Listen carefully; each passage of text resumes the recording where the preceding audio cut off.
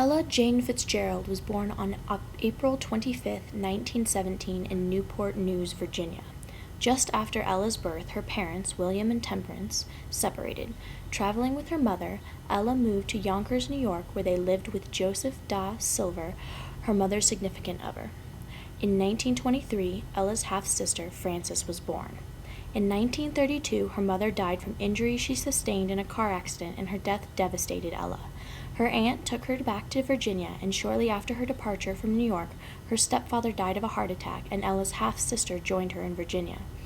Unable to adjust to the tragic events in her life, her grades dropped, and she constantly found herself in trouble. Eventually, she was sent to a reform school, the Colored Orphan Asylum, where she lashed out and was frequently beaten.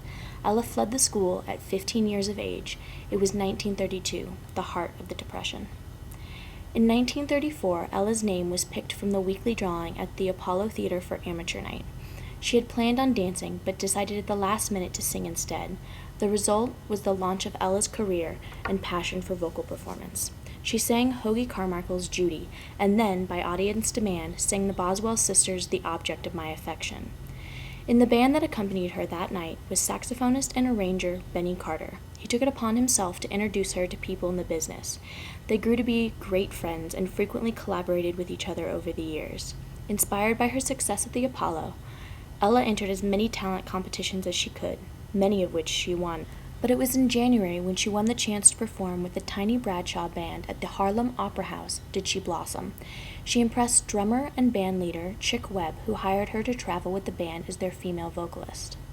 Ella's voice had a sweet and savory timbre and smooth tone that made her voice easily recognizable. Her interpretation of jazz standards was unique and defining for a majority of jazz singers to come after her.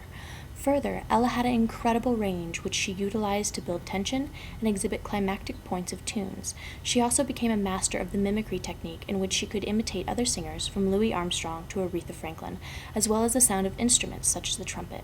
In 1936, Ella had made her first recording, Love and Kisses, and it was met with moderate success. She was performing regularly at the impressive Harlem Savoy Ballroom with Chick Webb's band. As the music scene shifted from big band to bebop, Ella went with it and began to experiment with scat singing, a form of improvisational vocal music that played on sound and rhythm. If You Can't Sing It, You Have to Swing It became a huge hit, and at age 21, Ella sold 1 million copies of A Tisket, a Tasket that sailed to the top of the chart for 17 weeks. A tisket, a tasket, a brown and yellow basket. I send a letter to my mummy. On the way I dropped it. Yes, on the way I dropped it. A little girlie picked it up and put it in her pocket. Ella Fitzgerald was a star.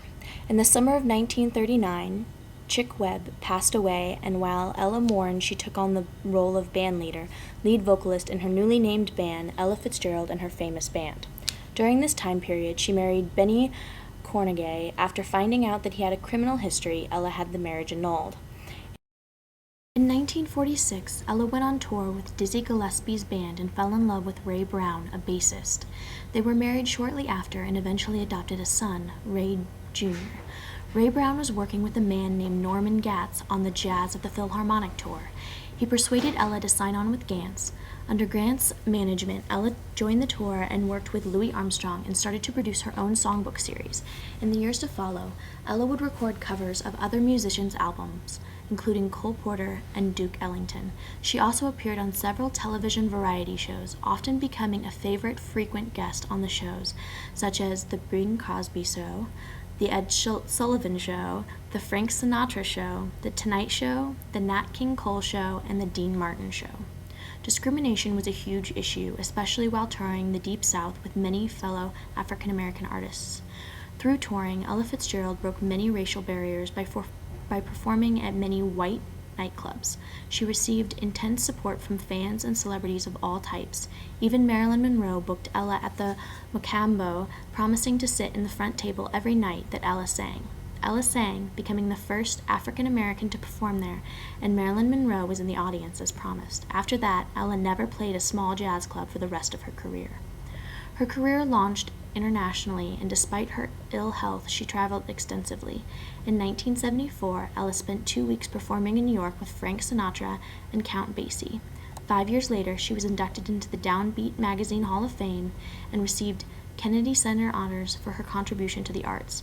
In 1987, President Ronald Reagan awarded Ella the National Medal of Arts.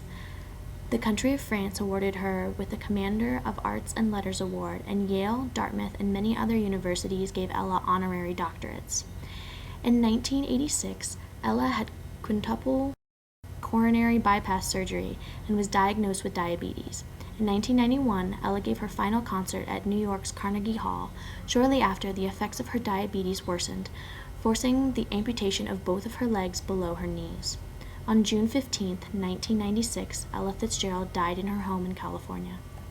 In her lifetime, she recorded over 200 albums and performed a massive amount of times in many of the most famous venues of the world. She won 13 Grammy Awards and sold over 40 million albums. Her music crossed racial divides and launched jazz, civil rights, and the equality of women and children's welfare across the globe into the limelight.